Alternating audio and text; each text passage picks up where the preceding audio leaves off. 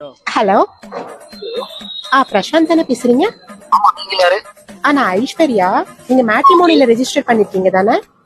ஆமா, நான் ரெஜிஸ்டர் பண்ணிருக்கேன். Actually I am from America. Okay. Can I know about you? கொஞ்சம் தமிழ்லயே பேசுறீங்களா? இதாங்க எனக்கு தமிழ் பசங்க கிட்ட பிடிச்சது. ஒரு டவுட். சொல்லுங்க. அமெரிக்கான்னு சொல்றீங்க, ஆனா இந்தியன் நம்பர்ல கால் வருது. ஆக்சுவலா தீபாவளி ஹாலிடேல சோ சென்னை வந்திருக்கேன். Okay okay. உங்க பாஸ்போர்ட் கூட இல்லங்க. பாஸ்போர்ட் எங்க? நான் உங்களை மேரி பண்ணிட்டு நான் உங்களை கூட்டிட்டு போயிடுறேங்க. அது கூட்டிட்டு போயிருக்கீங்களா? ஆமா. நான் அமெரிக்கா வந்து என்ன பண்ண போறேன், எனக்கு எந்த வேலையுமே தெரியாது.